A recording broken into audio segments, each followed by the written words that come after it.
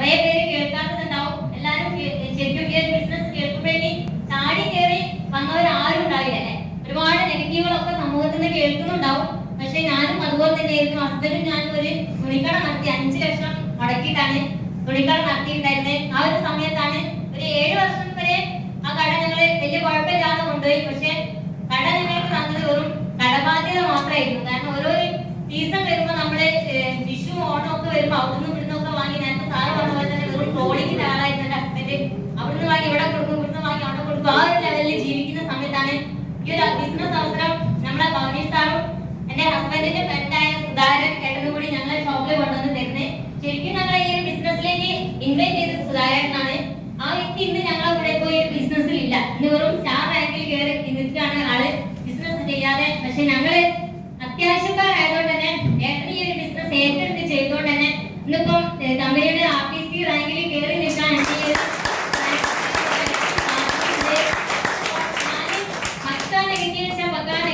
ഒരുപാട് കടം 10-13 ലക്ഷം കടം തുണിക്കട തുടങ്ങിയിട്ട് ഞാൻ ഇവിടെ സ്ലൈഡ് വെച്ച് കാണിക്കാമെന്നുണ്ടായിരുന്നു. തന്നെ കൊച്ചു വീടും എനിക്കുണ്ടായ നേട്ടങ്ങളൊക്കെ. പക്ഷെ എന്റെ ലാപ്ടോപ്പിന് ചെറിയൊരു കംപ്ലൈന്റ് വന്നോണ്ട് അതിന് സാധിച്ചില്ല. എനിക്ക് ഭയങ്കര വിഷമമുണ്ട്. എന്തായാലും ഞാൻ എന്റെ എക്സ്പീരിയൻസ് പറയാണ്.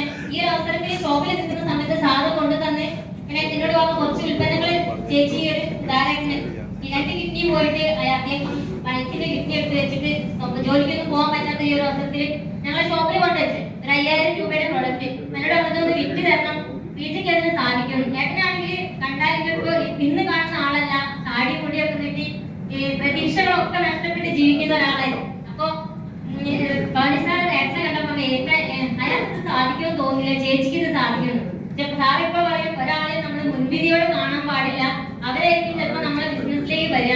ഞാനിത് ആ പ്രൊഡക്റ്റ് അവിടെ കണ്ട സമയത്ത് എനിക്ക് പറഞ്ഞ ഇനി ഇതിപ്പോ ഉള്ളിലേക്ക് കഴിക്കുന്നതാണ്, ആർക്കെങ്കിലും എന്തെങ്കിലും സംഭവിച്ചിട്ടുണ്ടെങ്കിൽ എനിക്ക് ഇനിയിപ്പോ ജയിലിൽ പോലും പോയി കിടക്കാൻ പറ്റില്ല, അല്ലെ തന്നെ മരണത്തിന്റെ വക്കിലെടുക്കുക. കാരണം അത്രയും വരാം. പിന്നെ ഏതൊരു ലേഡീസും നമ്മളൊക്കെ ഒരുപാട് ലേഡീസിലോട്ട് പറയാം. നമ്മൾ വിവാഹം കഴിഞ്ഞ് വരുമ്പോ ഒരുപാട് പ്രതീക്ഷകളായിട്ടായിരിക്കും കടന്നു വരുന്നുണ്ടാകാം. കല്യാണം കഴിക്കുന്ന ആൾ എങ്ങനെയാ ഒന്നും അറിയുന്നില്ല. പക്ഷെ അവരുടെ വീട്ടിലെത്തുമ്പോഴേക്കും അവരുടെ ബാക്ക്ഗ്രൗണ്ട് അറിയുന്നത്.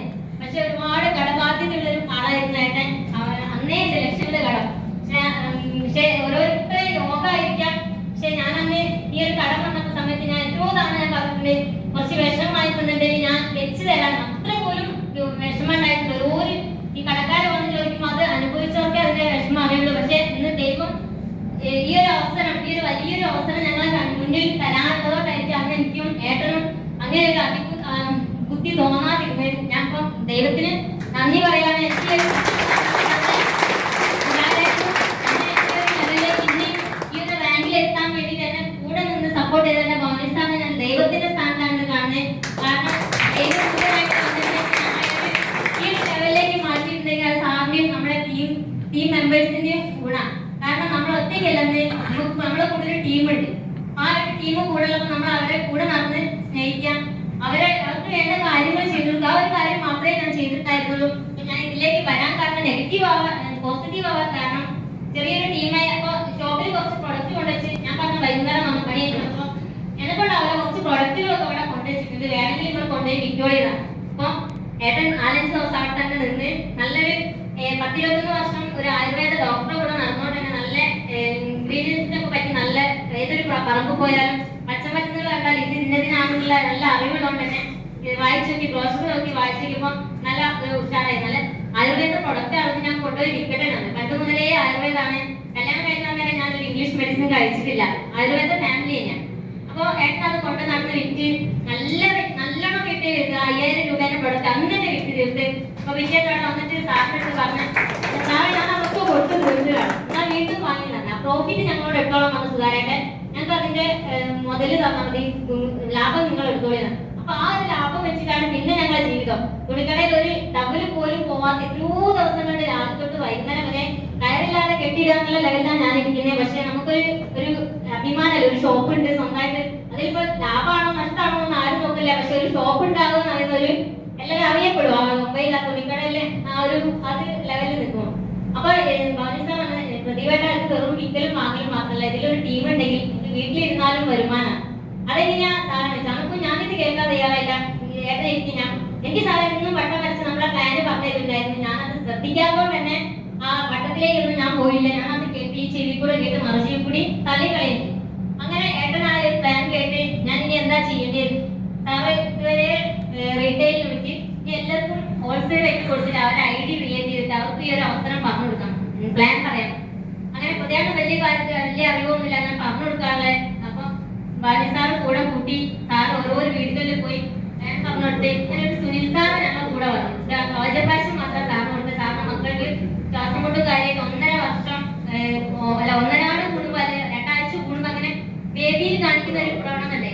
അപ്പൊ ഈ പ്രാവശ്യം കഴിച്ച സമയത്ത് മക്കൾക്ക് അസുഖം കുറഞ്ഞ് ഡോക്ടറെ പോകുന്ന അളവ് കുറഞ്ഞപ്പം വീണ്ടും വീണ്ടും വാങ്ങാൻ തുടങ്ങി. അപ്പൊ പുതിയാണ് തോന്നി സുനിൽ സാറിനെ കിട്ടിയിട്ടുണ്ടെങ്കിൽ നല്ല ഗുണം കിട്ടും, ഒരു ടീം ഉണ്ടാക്കാൻ അവന് കഴിയുന്നുള്ള ലെവലിൽ ഒരു 35 പ്രാവശ്യമെങ്കിലും ഫോളോ അപ്പ് നമ്മളെ ലീഡേഴ്സ് പറയാറുണ്ട്. ഫോളോ അപ്പ് ചെയ്ത ഒരാളെ കിട്ടിയിട്ടുണ്ടെങ്കിൽ നമ്മൾ അവരെ നിരന്തരം ഫോളോ അപ്പ് ചെയ്യാതെ ബിസിനസ്സിലേക്ക് ഇറങ്ങുന്ന വരെ ചെയ്യണം.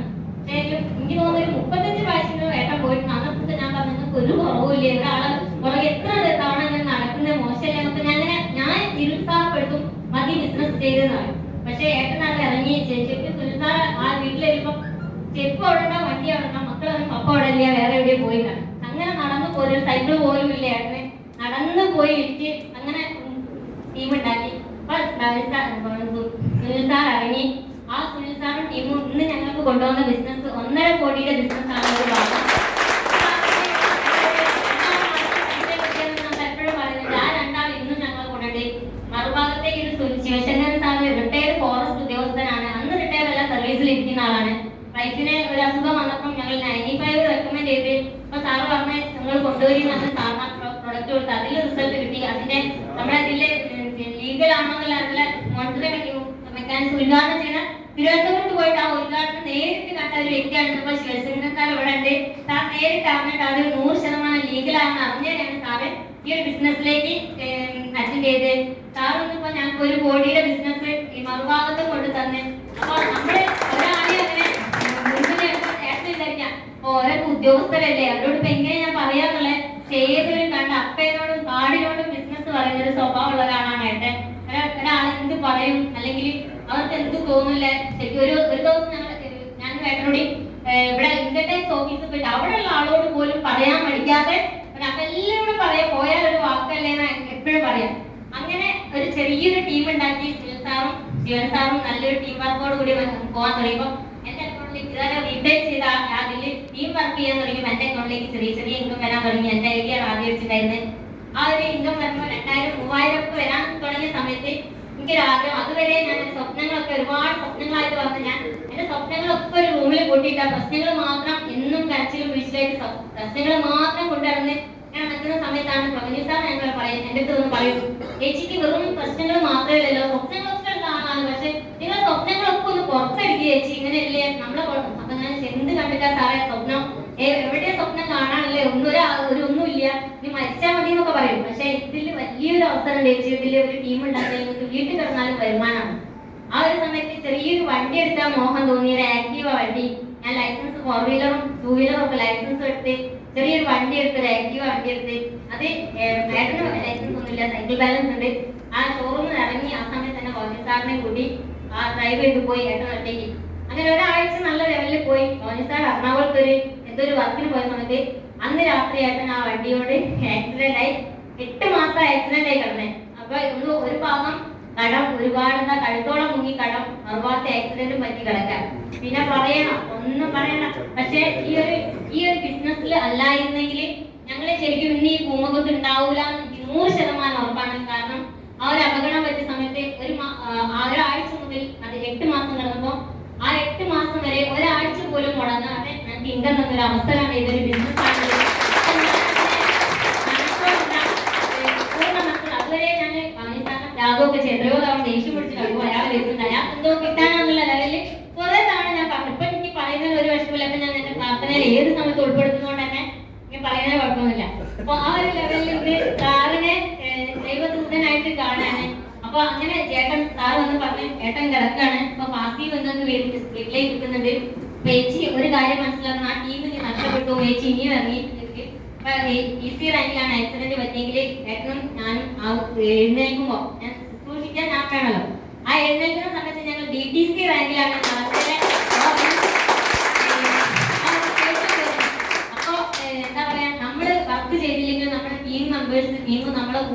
വർക്ക് ചെയ്തുകൊണ്ടാണ് ഞങ്ങൾ റാങ്കും ഇൻകും വർദ്ധിച്ച് പിന്നെ ഒരു ആക്റ്റീവ് സ്വന്തമാക്കാൻ പറ്റി. ഇതിൽ വന്നിട്ട് ഒരുപാട് നേട്ടങ്ങൾ വെച്ചാൽ നേട്ടങ്ങൾ മാത്രമേ കേൾക്കാൻ പറയാനുള്ളൂ. നേരിട്ട് കാണാൻ പറ്റിയിരുന്നു. എന്തായാലും അടുത്ത ദിവസം നേരിട്ട് കാണാൻ പറ്റും. ഞങ്ങൾ നേട്ടങ്ങളൊക്കെ ലാപ്ടോപ്പിൽ തന്നെ നേരിട്ട് കാണിച്ചു തരും ഞാൻ. ഇപ്പൊ ഇന്ന് 2-3 സ്മാർട്ട് ഫോണ് പിന്നെ ഒരു ലാപ്ടോപ്പ്. ഈ ലാപ്ടോപ്പ് ഞങ്ങൾ ഇതിൽ വന്നതിന് ശേഷം വാങ്ങിയാണ്. ഞാൻ സ്വപ്നം പോലും കാണാൻ ആഗ്രഹിക്കുന്നത് ഒരിക്കലും ഞാൻ ആഗ്രഹിച്ചില്ല ഒരു 4 വീലർ. ഒരു 8 മാസം മുന്നേ അതും ഞങ്ങളെ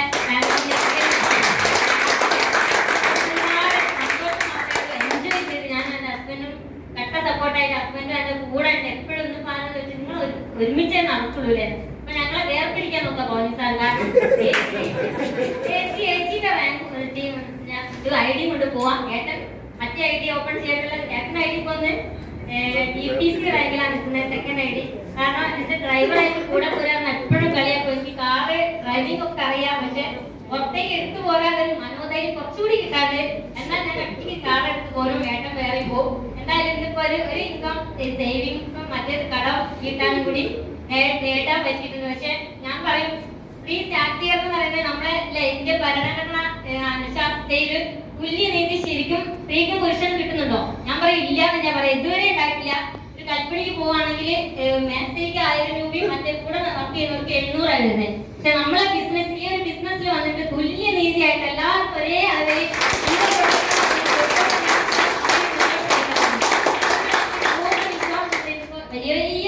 വലിയ സ്വപ്നങ്ങളായിട്ടുള്ള എന്റെ സ്വപ്നങ്ങളൊക്കെ പുറത്തെടുക്കാൻ പറ്റിയിട്ടുണ്ട്. ഇന്നിപ്പോ ആ സ്വപ്നങ്ങളൊക്കെ നേട്ടങ്ങൾ നേടിക്കൊണ്ട് മുന്നോട്ട് പോയിക്കൊണ്ടിരിക്കുകയാണ്. ഞങ്ങൾ സാർ എപ്പോഴും പറയുന്നത്, ഞാൻ നെഗറ്റീവായ സമയത്ത് എന്റെ അടുത്ത് വന്ന് പറയുന്ന ഒരു കാര്യം, ചേച്ചി ഇതൊരു ക്യൂ ആണ്. ഈ ക്യൂവിൽ നിൽക്കുമ്പോ ഒരുപാട് ഉന്തും തിക്കും തള്ളും ഒക്കെ കിട്ടേണ്ടി വരും. പക്ഷെ ആ ഉന്തും തിക്കും തള്ളും ഒന്നും കൊള്ളാൻ എനിക്കാവില്ല.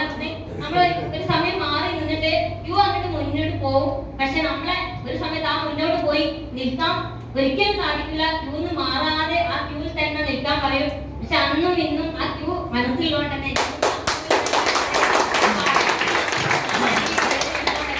നമ്മളെ ടീമിന്റെ ലീഡേഴ്സിന്റെ വലിച്ചു കൊണ്ടുപോകും.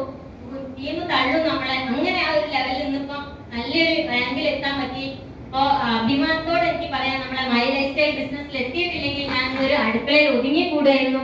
പക്ഷെ എല്ലാവർക്കും നമ്മളൊക്കെ സ്ഥിരമാണ് ഏറ്റെടുത്ത് ചെയ്യാ, പിടിച്ചു നിൽക്കുക. ഇതില് ഒരുപാട് നേട്ടങ്ങൾ. എന്റെ ഒരു ആഗ്രഹം, ഇനി ഒരൊറ്റ ആഗ്രഹം കൂടെ ഉള്ളൂ. വലിയൊരു 30 സെന്റ് സ്ഥലത്ത് 5000 സ്ക്വയർ ഫീറ്റ്